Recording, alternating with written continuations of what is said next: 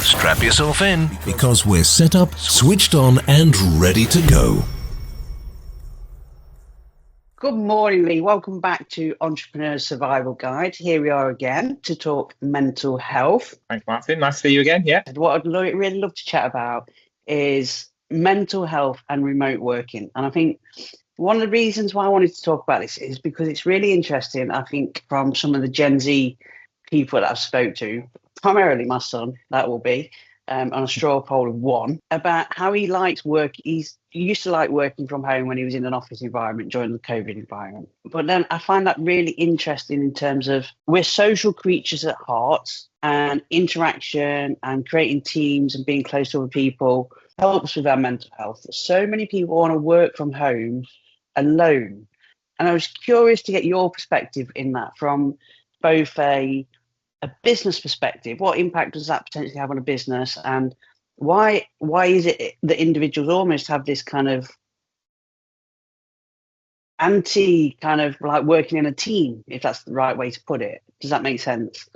Why do they want to be in isolation alone? Why do they want to be in isolation alone? I guess that's my question. So just wanted to grab your thoughts on that, really.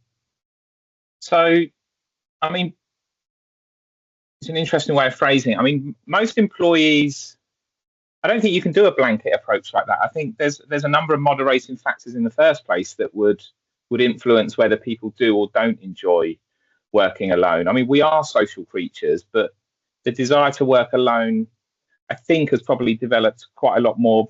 The COVID pandemic had a massive influence on it, where the norms were just changed completely. But other technological advances have occurred, and there's a bunch of psychological and social factors as to why people might want to work on their own. For those people who listened to the podcast that we did before, we talked about some factors of autonomy and control over their job. So working alone, especially at home, can provide independence. Many employees value that autonomy that comes with working alone, and they can control their environment more, work at their own pace and make decisions without needing constant approval of others. And some people find that produces a bit more personal productivity as well. And that can help them to avoid the distractions that might occur in an office and avoid interruptions as well.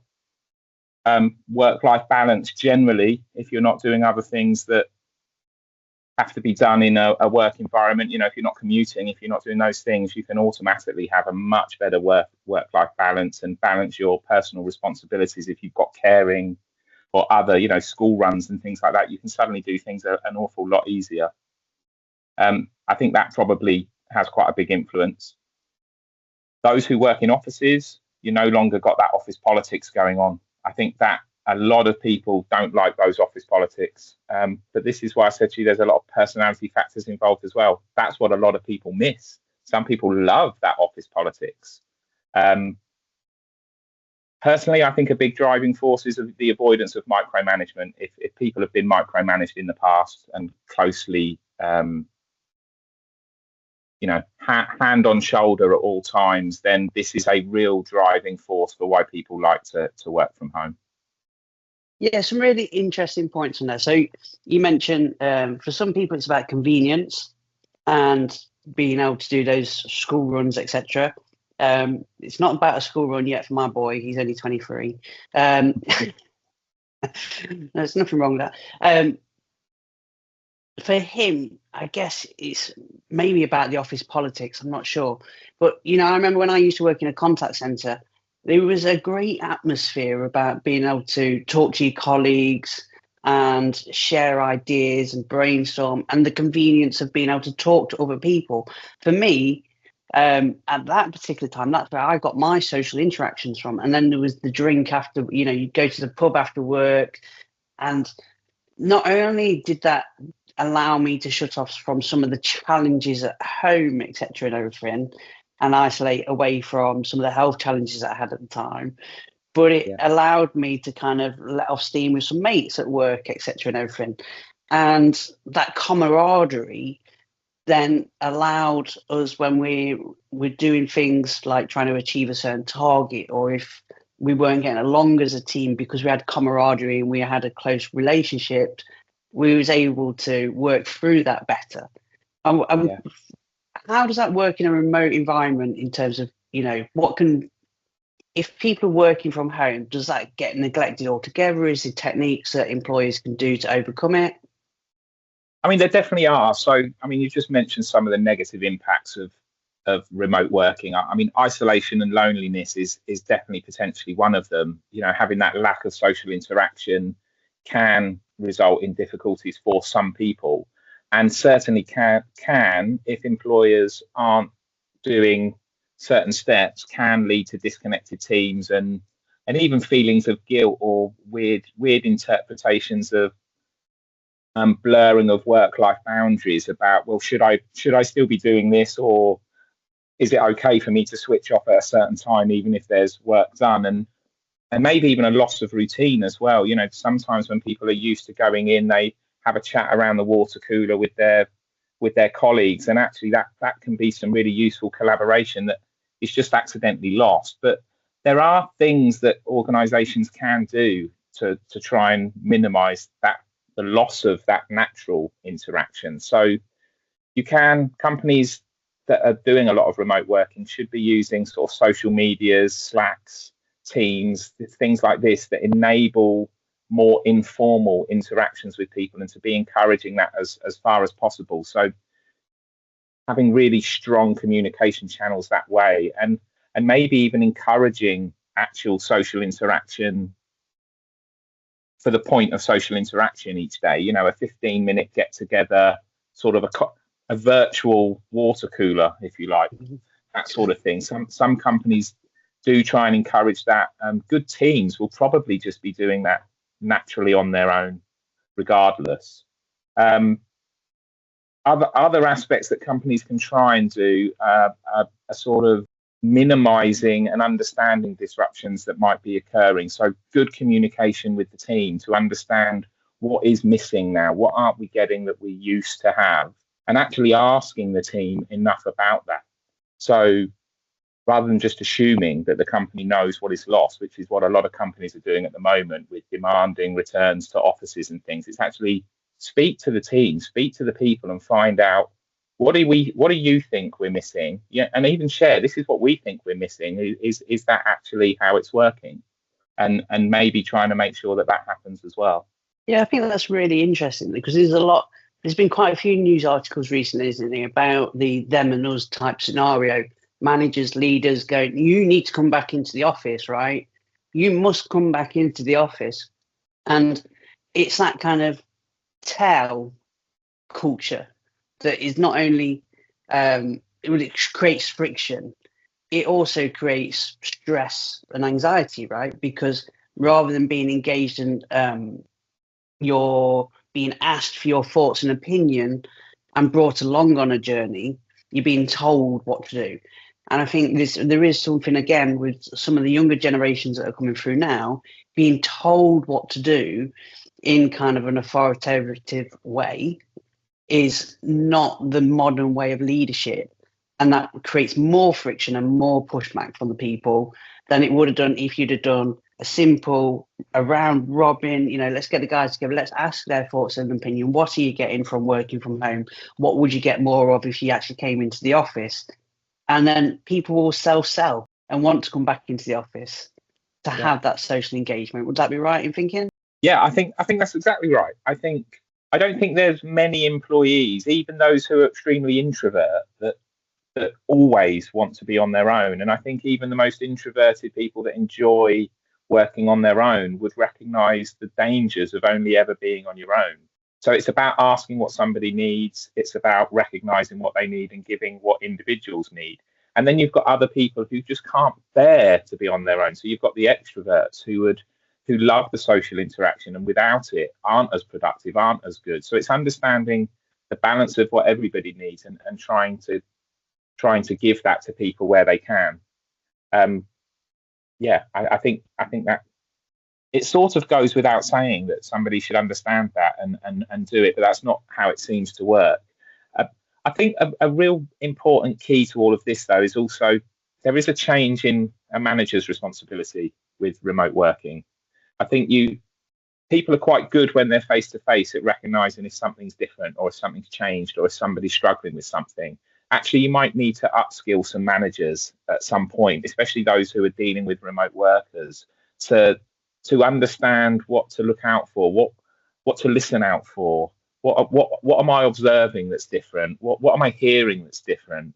Do I need to have a different structured conversation with somebody to make sure I understand what is going on? I talked about having social channels for group interaction, but actually you need to do this with managers as well. You need to probably be having structured one-to-ones, proper sit-down ones, but also a general catch-up one-to-one just to check in every now and then and see what's happening.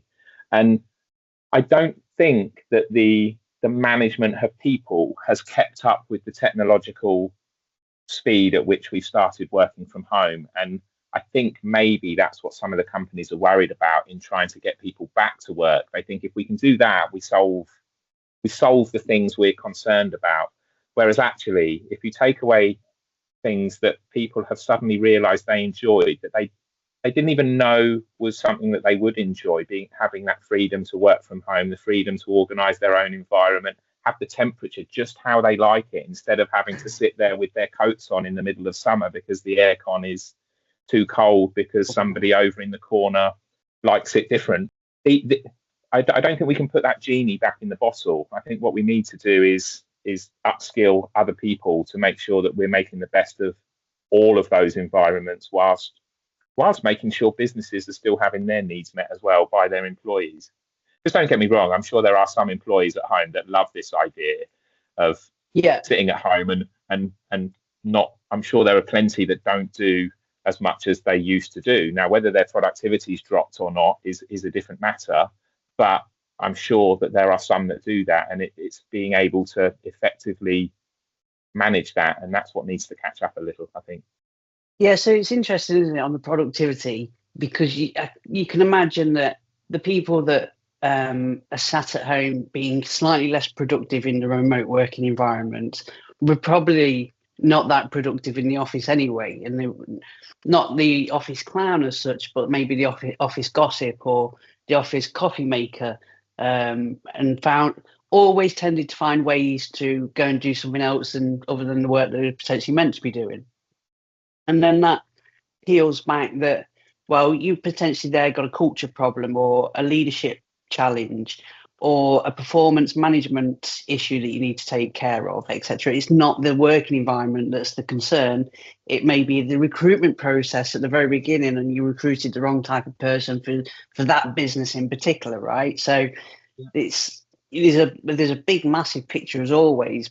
Managing people seems simple on the surface, but you only need to look under one layer, and all of a sudden it becomes an onion of many different layers and many complexities underneath that. Yeah, I mean, I funnily enough, I have a slightly different perspective to what you've just said. So that person who maybe in the office maybe wasn't the most productive, but may have been a key member in the success of the team. They may have been really important to how the team will come together, how they function together. And even though maybe they didn't achieve the most, it might have been a real integral part of what was going on. And then equally, you might have had the best salesman in the world who actually went around upsetting everyone in the office. And actually that was a real problem. Whereas now that guy's working remotely, being the best salesman in the world, but is no longer rubbing up the rest of the team the wrong way. So there are pros and cons of this, and it's about making sure you recognize the good and the bad. If you're trying to get everybody to come back to the office, actually you might be creating a bigger problem than the one you think you're solving. Whereas if you don't get everyone back in the office, well, then that person who was the glue in the team but not very productive, they might really be struggling without the things that they used to be able to do. And actually we need to recognize all of those things. But again, good communication, talking, understanding, listening to what's being said by people, and identifying the business needs accurately is all important. I'm certainly hearing a lot there about one of the things that's coming through to me is that observation is potentially one of the most underutilized or unspoken about skills that a leader brings into the mix, right? Everything that you've spoken now is about observing the person and how they work in the home environment. How do they interact with the team when they're in a remote environment versus how do they work when they're in an environment? And a bit of a strange analogy, but it's like, for example, you can get exactly the same ingredients. You can either make a pancake or Yorkshire pudding, right? Depending on how you mix those ingredients, you can have exactly the same bunch of ingredients, but come out with a very different output at the end of the day. And it's about observing that, right, and making a note of them going, well, that recipe worked when I cooked it that way, but I didn't quite get that. Right, so it's about leadership and managers coming together to think about how they do that in their organisation. Yeah, and having an effective way to observe and have the results. And are we collecting the same information every time? Are we really seeing what we think we're seeing? I mean, a lot of this, in my view, comes back to what I refer to as mental health literacy. It's about understanding the key concepts of what makes up somebody's health and well-being, and how those things are going to relate to performance, and getting the best out of people. And everybody needs to have that mental health literacy, and you've got to start somewhere.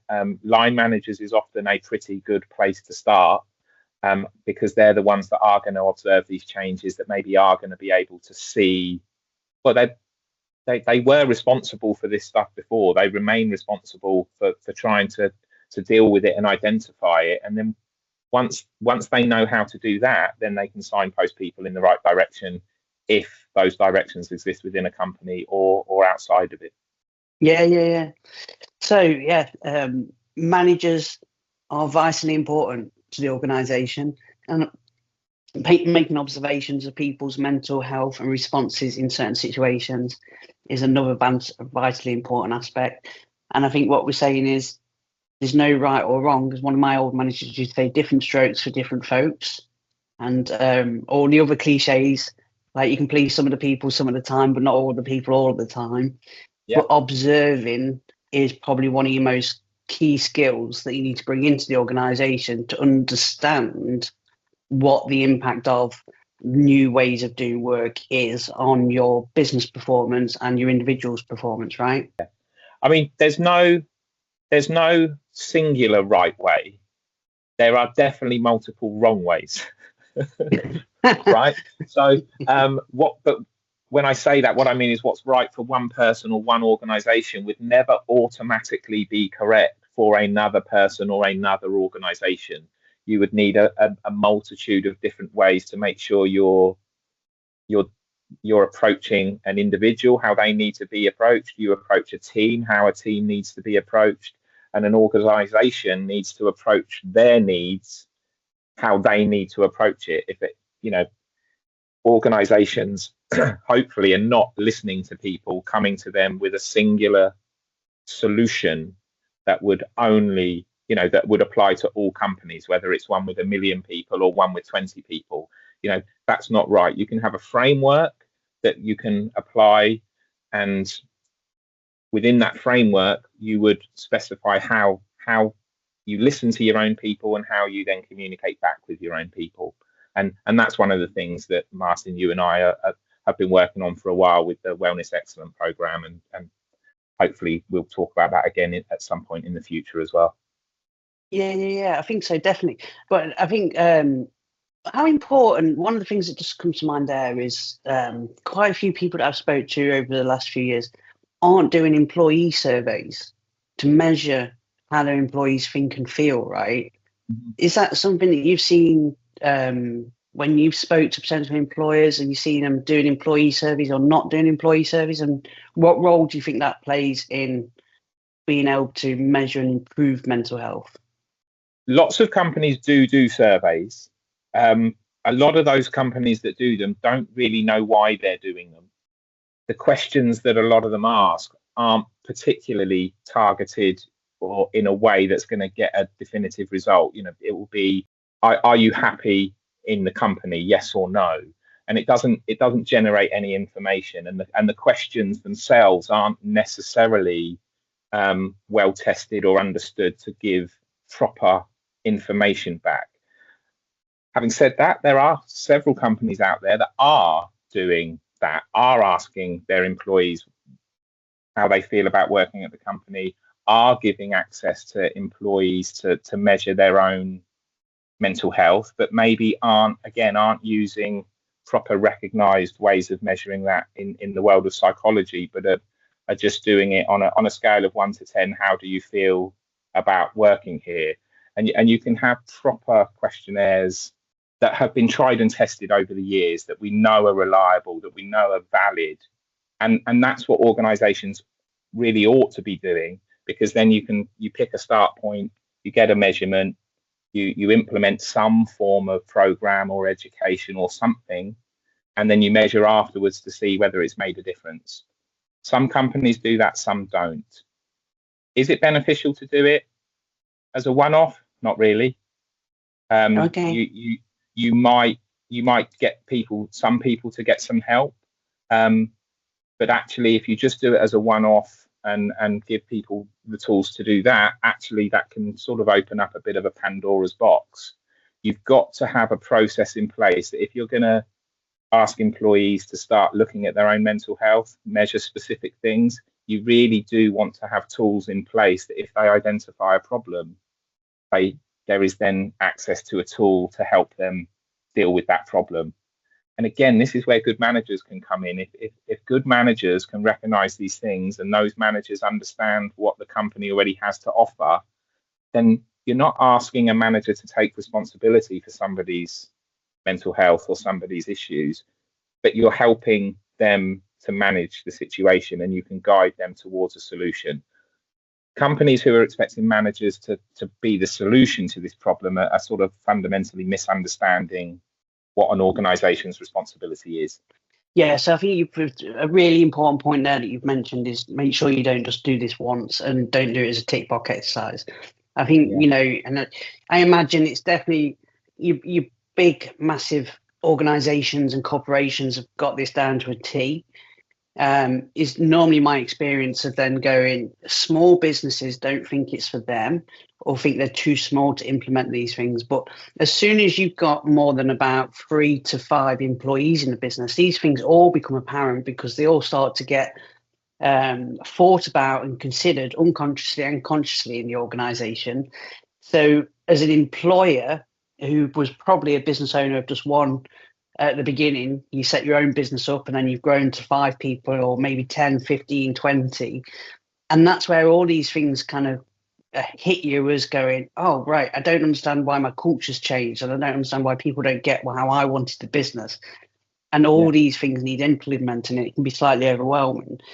But one of the things that came to mind when you're speaking there is going, yeah, definitely. You can't just ask these guys once and then not repeat that exercise again to see it. And I think the other thing that always come across when employees really get annoyed is when they've been asked and they give their thoughts and opinion, and then the employer doesn't do anything with it. You just go, oh, right, so you don't like working here. And, oh, right, your mental health is a bit low. Okay, that's very interesting. Up on a shelf, that goes, right?